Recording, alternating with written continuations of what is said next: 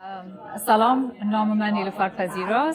I come originally from Afghanistan, and I usually write about women, migration, politics in the Middle East, and of course Afghanistan. Hi, my name is Antje Rávik Strubel. I'm working on a novel right now that I started in 2012. I pick up a character from my second novel, an early book. This character was 12 by then, and now she's 20 and leaves her country and goes out into the world and has some adventures.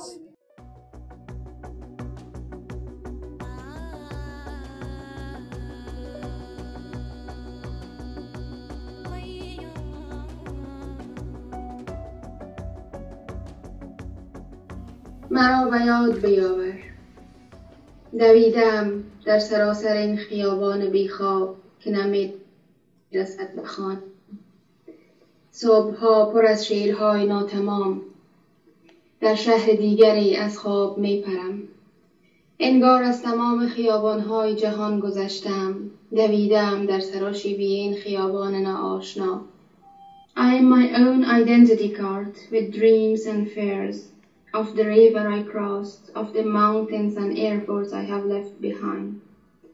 Eyes, memories, sorrows. My loves and fears are my identity.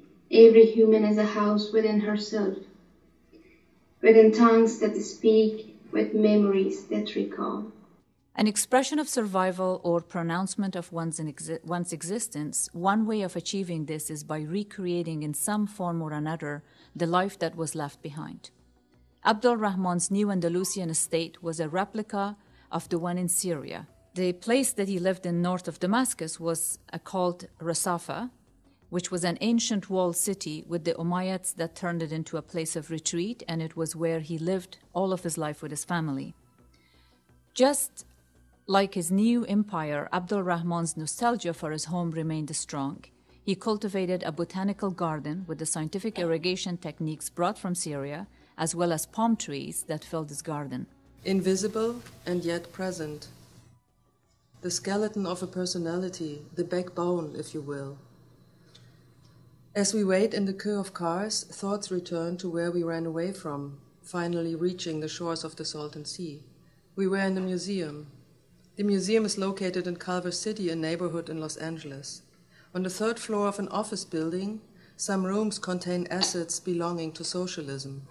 It's the first time in my life I've ever fled a museum. Wende is written in capital letters on the doors in German. Die Wende, the fall of the Berlin Wall, is what I had experienced as a 15-year-old. This museum is called Wende Museum. And like for that, like in terms of Mariam, I see all the things from like those memories from the past and so on and so forth. Like my question for all three of you is that have you experienced what I just described, and if so, where do you see yourself here? So did you. Yeah, it's interesting. I don't know, I think the first step for me was forgetting everything, not comparing really, but I find this observation interesting. I'm just thinking if it's actually, but for me it was more like, okay, I was 15 and I wanted out.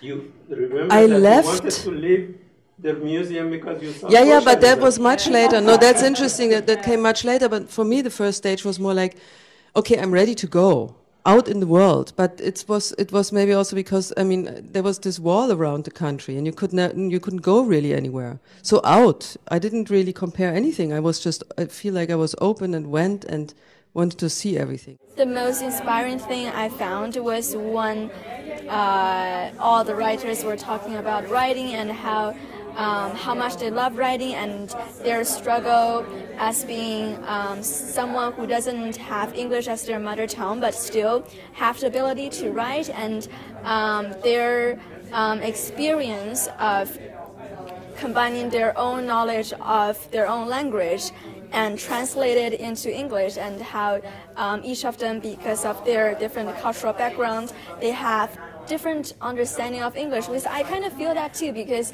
my mother tongue is not English, I speak Chinese. So I feel that when I first came to Canada.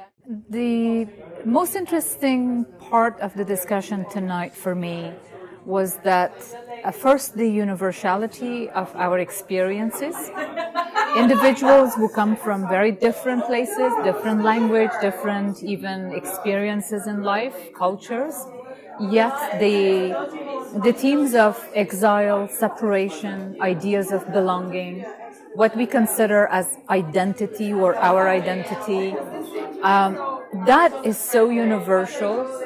And the second point that was also quite striking was the notion of memory itself. How faulty could it be?